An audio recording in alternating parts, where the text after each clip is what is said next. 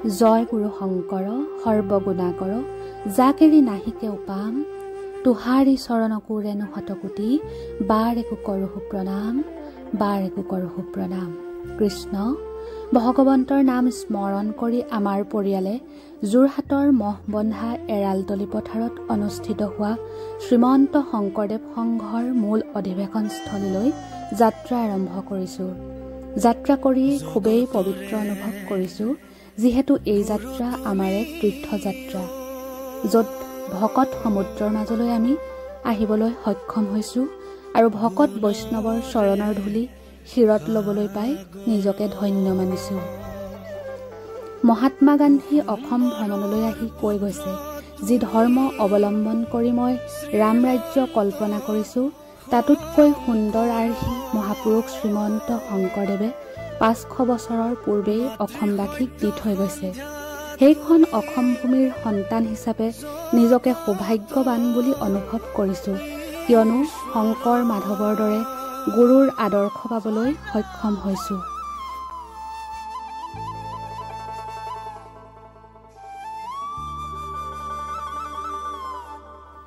এয়া আমি আহি অধিৱেশনস্থলীত উপস্থিত হৈছোঁহি। অধিৱেশনস্থলীৰ মূল তোৰণৰ সন্মুখতেই ভকত বৈষ্ণৱ আৰু আইমাতৃসকলক শ্ৰীমন্ত শংকৰদেৱ সংঘৰ সেৱক সেৱিকাসকলে প্ৰভু ভগৱন্তৰ অমৃতময় নামেৰে আদৰণি জনাইছে।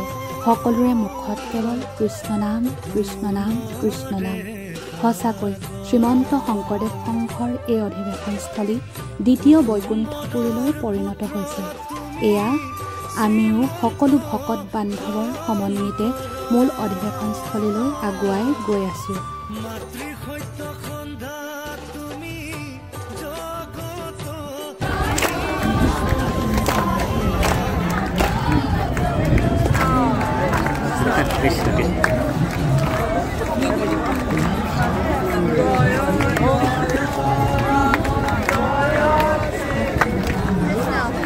Krishna Krishna Krishna Krishna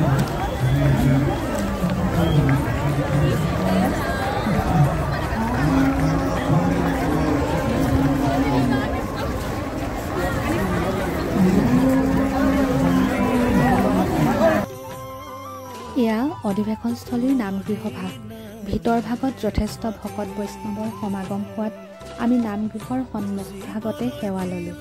সঁচাকৈ এক ভকতৰ সাগৰ সদৃশ পৰিৱেশৰ সৃষ্টি হৈছে আৰু অধিৱেশনস্থলীত সেৱক সেৱিকাসকলে ইমান সুন্দৰ সুশৃংখলিতভাৱে সেৱা আগবঢ়াই গৈছে, মই সঁচাকৈ সকলোকে অন্তৰৰ পৰা কৃতজ্ঞতা জনাইছোঁ।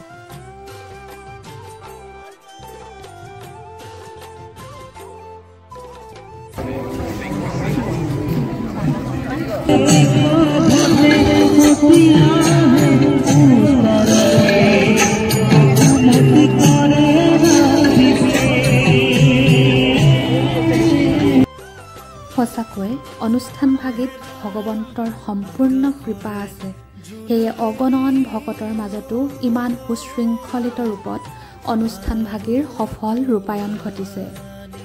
এয়া যোৰহাটবাসী ৰাইজৰ সহযোগত এটা পুখুৰীৰ মধ্যভাগত এটি বগলী, মাছ আৰু এখন নাও নিৰ্মাণ কৰি পৰিৱেশটো আৰু বেছি মনোমোহা কৰি তুলিছে।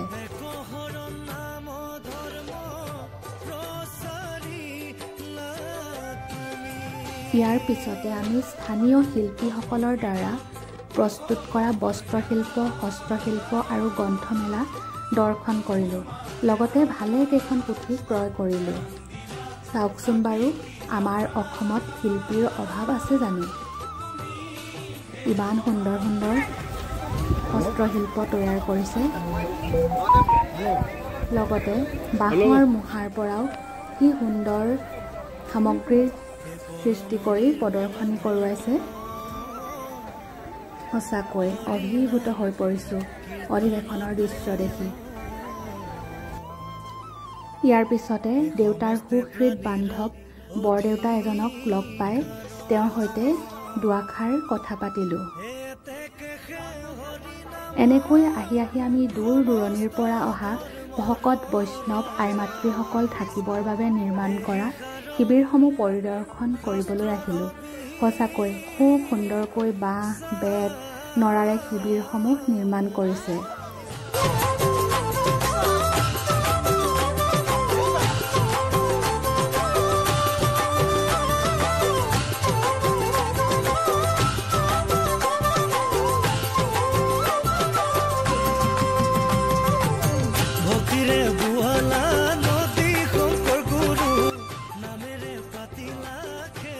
ইয়াৰ পিছতে আমাৰ অতিকে পৰিচিত প্ৰাণজিৎ গগৈ বাপৰ মিচিং পৰমানন্দ ভকতৰ গৃহ শিবিৰভাগ দৰ্শন কৰি আপ্লুত হ'লোঁ।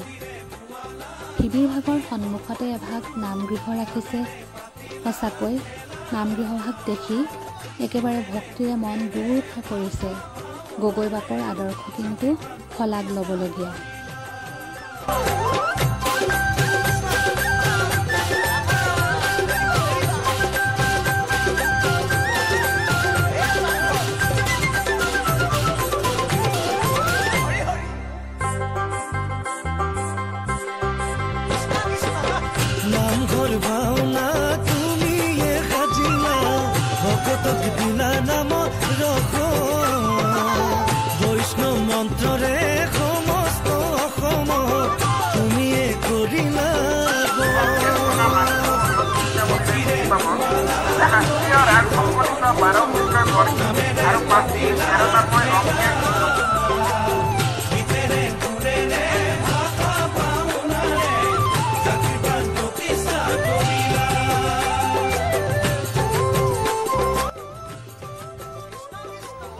এয়া হৈছে কেন্দ্ৰীয় সেৱা বাহিনী শিবিৰ, যাক নামাকৰণ কৰা হৈছে বহাৰপু অৰ্থাৎ মাধৱ গুৰুজনাৰ নামেৰে।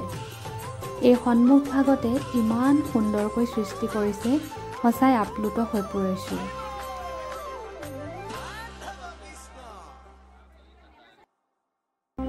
যিহেতু মই ফুল ভাল পাওঁ, সেয়ে মোৰ চকুটো ফুলৰ ওপৰত যাবই। সেয়ে ফুলবিলাককো অলপ ভিডিঅ' কৰি ৰাখিলোঁ।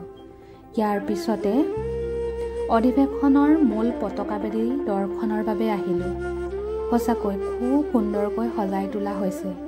গতিকে আপোনাসবকো ইয়াৰ পৰিৱেশ অলপ দেখুৱাইছোঁ।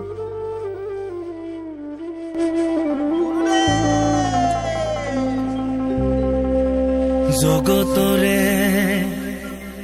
গুৰু তুমি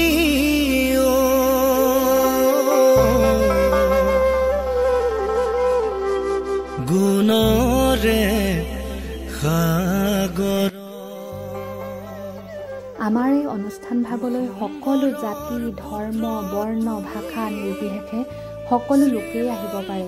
ভগৱন্তৰ নাম শ্ৰৱণ কীৰ্তন কৰিব পাৰে। কলি যুগত যিহেতু ৰাম নামেই সাৰ, সেয়ে সকলো জীৱশ্ৰেষ্ঠ মানুহে সৎকৰ্ম কৰি ৰাম নাম লৈ এই মনুষ্য জীৱন সফল কৰিব লাগে। এয়া মোৰ আপোনালোকলৈ এক আহ্বান। কৃষ্ণ জয় গুৰু শংকৰ। কৃষ্ণ কৃষ্ণ হৰি ৰাম।